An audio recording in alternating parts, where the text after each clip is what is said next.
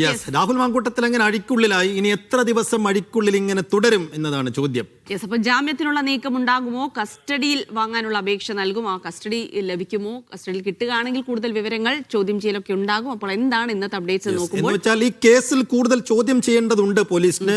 അതിനൊപ്പം തന്നെ ഈ പരാതിക്കാരി നാട്ടിലേക്ക് എത്തേണ്ടത് എത്തിയോ? ഇല്ല, എത്തിയിട്ടില്ല. വീഡിയോ കോൺഫറൻസിംഗ് വഴി മൊഴിയെടുക്കാനുള്ള നീക്കങ്ങളൊക്കെ ഉണ്ടായിരുന്നു. ഓൺലൈൻ വഴിയുള്ള ഒരു പരാതിയാണ്, വീഡിയോ കോൺഫറൻസിംഗ് വഴിയുള്ള മൊഴിയാണ്. അപ്പോൾ ഈ ഓൺലൈൻ വഴിയുള്ള പരാതിക്ക് അതിന്റെ പരിമിതികളൊക്കെ ഉണ്ട്.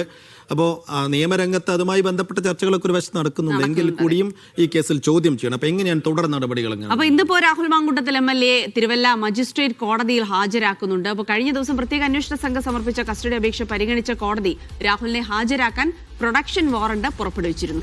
വൈദ്യപരിശോധന പൂർത്തിയാക്കി കോടതിയിൽ എത്തിച്ച ശേഷം കസ്റ്റഡി അപേക്ഷ പരിഗണിക്കും. പ്രതിഭാഗം ജാമ്യ ഹർജി ഫയൽ ചെയ്തിട്ടുണ്ട്. അന്വേഷണ സംഘത്തിന്റെ റിപ്പോർട്ട് ലഭിച്ച ശേഷമാകും ഹർജി പരിഗണിക്കുക. യെസ്, അപ്പോൾ വിവരങ്ങൾക്കായി നമുക്ക് സിബി ജോസഫിലേക്ക് പോകാം.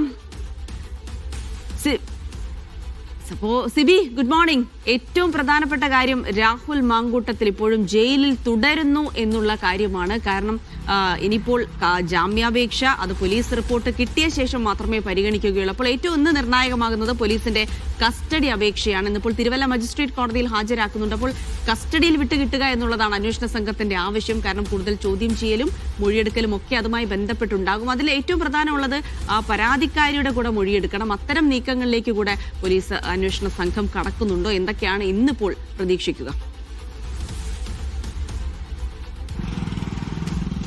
Very good morning Jilsy, Safu. എന്തായാലും മൂന്നാമത്തെ പീഡന പരാതിയിൽ അറസ്റ്റിലായി ജയിലിലായ രാഹുൽ മാങ്കൂട്ടത്തിനെതിരായ അന്വേഷണം ഇപ്പോൾ പുരോഗമിക്കുകയാണ്. ഇതിന്റെ ഏറ്റവും നിർണായകമായ ഘട്ടം എന്ന് പറയുന്നത് രാഹുൽ മാങ്കൂട്ടത്തിനെ കസ്റ്റഡിയിൽ ചോദിച്ചുകൊണ്ട് ചോദ്യം ചെയ്യുക, കൂടാതെ തെളിവെടുപ്പും മറ്റും ശേഖരിക്കുക, ഈ കേസിന് ആസ്പദമായ തെളിവുകളും മൊഴികളടക്കം ശേഖരിക്കുക എന്നുള്ളതാണ് ഈ കേസിലെ ഏറ്റവും നിർണായകമായ നീക്കം. അതിനുവേണ്ടി രാഹുൽ മാങ്കൂട്ടത്തിന്റെ കസ്റ്റഡി അപേക്ഷ ഇന്നിപ്പോൾ മാവേലിക്കലിലെ പത്തനംതിട്ടയിലെ തിരുവല്ല മജിസ്ട്രേറ്റ് കോടതി ഇന്നിപ്പോൾ പരിഗണിക്കുകയും ചെയ്യും. 7 ദിവസത്തെ കസ്റ്റഡിയാണ് ഇപ്പോൾ SIT സംഘം ആവശ്യപ്പെട്ടിരിക്കുന്നത്. രാഹുൽ മാങ്കൂട്ടത്തലിനെ ഈ ഒരു അതിജീവിതയെ പീഡിപ്പിച്ചെന്ന് പറയുന്ന തിരുവല്ലയിലെ സ്വകാര്യ ഹോട്ടലിൽ എത്തിച്ച് തെളിവെടുപ്പ് ശേഖരിക്കണം. അതുകൂടാതെ രാഹുൽ മാങ്കൂട്ടത്തിലെ ടെലിഗ്രാം ചാറ്റ് അടക്കം എല്ലാ നിലയും നിരവധി ഡിജിറ്റൽ തെളിവടക്കം ശേഖരിക്കുകയും ചെയ്തിട്ടുണ്ട്. അങ്ങനെ കൃത്യമായ തെളിവുകളുടെ അടിസ്ഥാനത്തിലാണ് അറസ്റ്റ് എന്നുള്ളതാണ് ഇപ്പോൾ SIT സംഘം അവകാശപ്പെടുന്നത്. എന്തായാലും രാഹുൽ മാങ്കൂട്ടത്തിലെ 7 ദിവസത്തെ കസ്റ്റഡിയാണ് ആവശ്യപ്പെട്ടിരിക്കുന്നത്. ഈ കസ്റ്റഡി അപേക്ഷ പരിഗണിച്ച കോടതി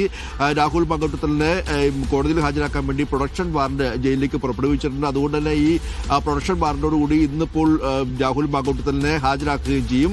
7 ദിവസത്തെ കസ്റ്റഡി ലഭിച്ചു കഴിഞ്ഞാൽ ഒരുപക്ഷെ പത്തനംതിട്ടയിലെ ക്യാമ്പിൽ വെച്ച് ചോദ്യം ചെയ്യുകയോ അതല്ലെങ്കിൽ തിരുവനന്തപുരത്ത് ഈ SIT മേധാവി പൂങ്കോഴിയുടെ നേതൃത്വത്തിലായിരിക്കും മിക്കവാറും ചോദ്യം ചെയ്യുക.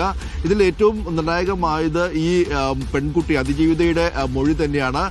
അതിജീവിത വിദേശത്താണ്. അതുകൊണ്ട് തന്നെ അതിജീവിത 164 രഹസ്യമൊഴി അടക്കം രേഖപ്പെടുത്തുക എന്നുള്ളതാണ് ഇതിൽ ഏറ്റവും നിർണായകം. അതിനുള്ള നീക്കം നടത്തുകയാണ്. അത് ഒരുപക്ഷെ ഓൺലൈൻ മുഖേന ഈ രഹസ്യമൊഴി രേഖപ്പെടുത്താൻ തന്നെയാണ് അന്വേഷണ സംഘത്തിന്റെ നീക്കം. അങ്ങനെ നിരവധി കടമ്പകൾ ഈ കേസുമായി ബന്ധപ്പെട്ടുകൊണ്ടുണ്ട്. പ്രത്യേകിച്ച് ഒരു ഓൺലൈൻ വഴി ലഭിച്ചൊരു പരാതിയാണ്. വിദേശത്താണ് ഈ അതിജീവിത. അതുകൊണ്ട് തന്നെ അതിന്റെ ആ കേസിന്റെ നിരവധി കാര്യങ്ങളെല്ലാം തന്നെ കൃത്യമായി നടപ്പാക്കുക എന്നുള്ളതാണ് ഇതിൽ ഏറ്റവും പ്രധാനപ്പെട്ട കാര്യം. അതുകൊണ്ട് തന്നെ ആ കാര്യത്തിൽ ഈ അതിജീവിതയുടെ രഹസ്യ മൊഴിയടക്കം രേഖപ്പെടുത്തേണ്ടതുണ്ട്. അതുകൂടാതെ ഈ രാഹുൽ മാങ്കൂട്ടത്തിലെ കസ്റ്റഡി വാങ്ങിക്കൊണ്ടുള്ള ചോദ്യം ചെയ്യലടക്കം മുന്നോട്ട് പോവുകയും ഈ സ്വകാര്യ ഹോട്ടലെത്തിച്ച് ഇത്തരത്തിൽ മൊഴികൾ രേഖപ്പെടുത്തുകയും തെളിവെടുപ്പ് എല്ലാത്തിനെയും ശേഖരിക്കുകയും ചെയ്യേണ്ട സാഹചര്യം കൂടിയുണ്ട്. അതേസമയം തന്നെ പ്രതിഭാഗം ജാമ്യ ഹർജി നൽകിയിട്ടുണ്ട്. പക്ഷേ എന്തായാലും ഇതിൽ അന്വേഷണ റിപ്പോർട്ടൊക്കെ ലഭിച്ച ശേഷമായിരിക്കും ഈ ഒരു ജാമ്യ ഹർജി പരിഗണിക്കുക എന്നുള്ളതാണ് നമുക്കിപ്പോൾ ലഭിക്കുന്ന വിവരം.